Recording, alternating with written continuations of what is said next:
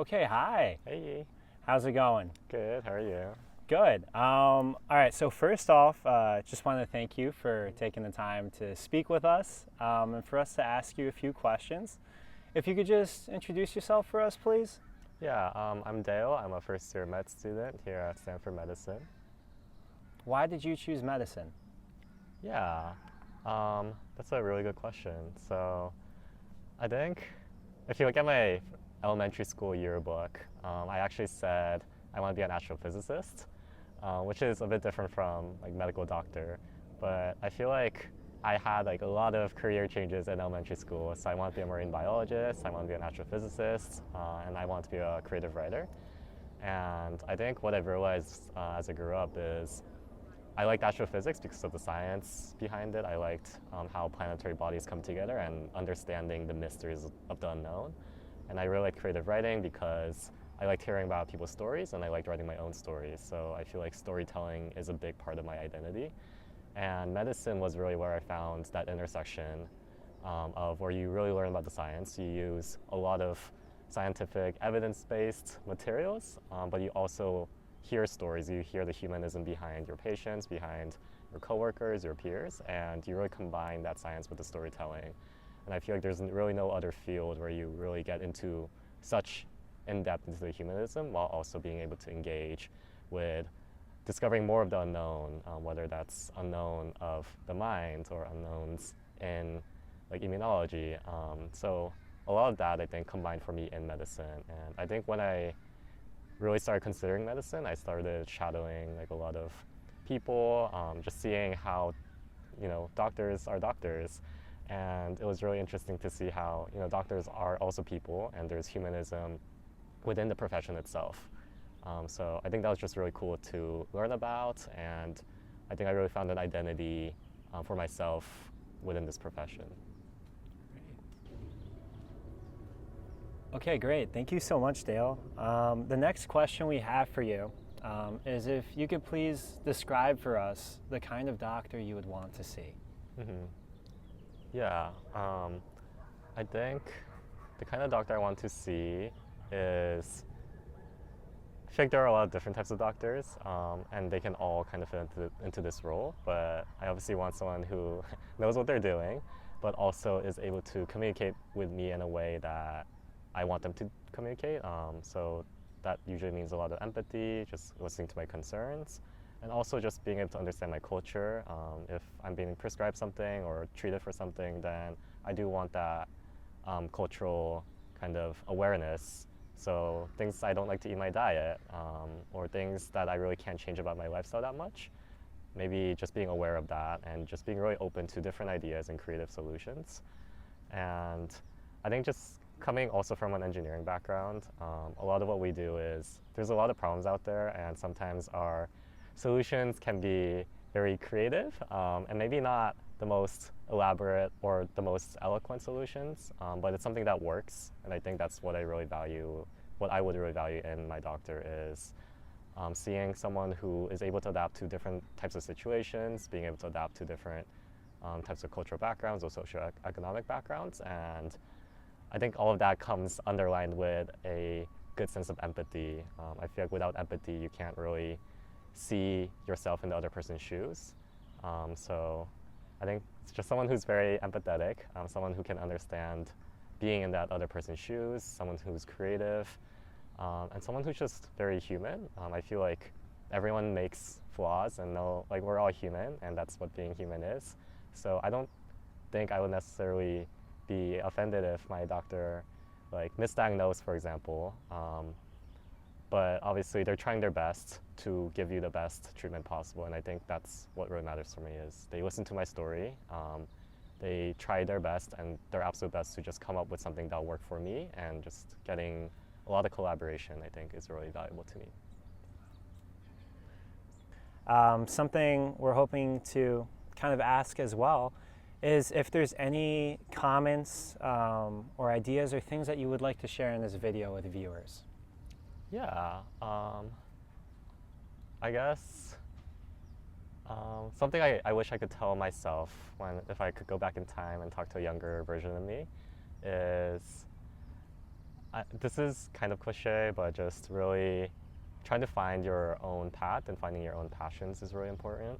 I think I grew up in a household. I had an older sibling, so I think for a very long time, I could kind of cruise. I didn't really have my own set path. I could kind of just follow what my brother did. I think when you're young, it's like, oh, I'll just get the same toys as him, and you can be that annoying little sibling. But I think in terms of like career decisions or as you move along in life, it's very important to find your own identity. And that can be very similar to, like, for example, if you have a sibling, you can have a very similar identity to your sibling, but just really finding what makes you you is very important. So I found a lot of that in writing and storytelling, and that's what made up a lot of my identity as I grew up. And just being able to really hone in on those things. And I think so often it's very easy to get lost into a group identity. So if you're pre-med, for example, or if you're interested in medicine, then you're kind of inundated with all these expectations. Your identity is about getting good grades, you have to study, you're very scientific minded, but it's also important to pay attention to those other aspects of life that are more humanistic, and really keep your eyes open in the world, and stop to smell the roses when you can. And also just pay attention to things that might matter in the future, like family, I think, is something that's become more important to me, and I wish I had spent more time prioritizing that in the past. And I think just growing pains as we get older, just some things get deprioritized, some things get prioritized, and that's okay. And just being very aware of what your own values are, and just really finding your path based on your values and your passions, I think is really important and something I would tell myself if I could go back in the past.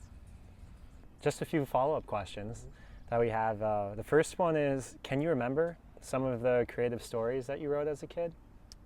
Yeah, some of it I'm less proud of, but I think my first story that I ever wrote was in the second grade. So it was part of this program called NaNoWriMo, National November Writing Month, and you had a word count you wanted to reach. So I set a word count of like, I think 10,000, which was a lot for me. It still is a lot for me, actually. But that first story was about teddy bears, and it was, I was in the second grade, so I wrote about, I think, teddy bears taking over the world was the concept. And then it was also interesting to see, or to go back and read some of my old stories and see how my writing has also matured and some of the themes have matured. So during my teens, I had my angsty era, so a lot of the writing was very angsty. There was a lot about like society. I think I also read George Orwell at that point, so there were a lot of themes from that. But now, a lot of my creative stories have focused more on, I think, my self-identity. That's something I've explored a lot over the past few years, especially with the diaspora, Asian American identity, as well as sexuality. So I think those are all things that have become more reflective I've reflected on in my writing in recent years. And also just reflecting on the types of books I used to read when I was younger. I think something I've really tried to do in my more recent writing is writing with culture and writing with color. And I think something I've noticed while I was growing up is a lot of like myself wasn't represented in the books I read. And looking back, I think that would have been very empowering to explore my identity further when I was younger, versus coming to these realizations and kind of seeing how in the past I could have done these things. So maybe for future generations, it'd be nice to provide a space where they can really feel empowered and feel represented. So I think that's what I really want to focus on with my writing in the future. Have you kept up with writing since you started medical school? Yeah, so surprisingly, yes. I think I've started writing more in medical school than I did in my college years. And I think that's partly because we see so much conflict and so much connection to the human connection, especially when we see patients, when we face things like mortality and sickness. I think there's a very hazy line there. And I think writing is a way for me to explore that line deeply beyond what I just see in clinic or what I just read about, or what we learn about in class. So I think writing for me is very cathartic. In medical school, I think it's nice that there are a lot of like-minded people. There's a student group here of medical school students who actually, we just write creatively. And it's very nice to have that kind of space here. And I think because we are so close to a lot of deeper concepts and themes, especially regarding humanism, that writing has really been a form of expression and letting my thoughts and some of the dissonance in my mind out onto paper, and just seeing it out on paper in a tangible form lets me kind of deal with it better, I think.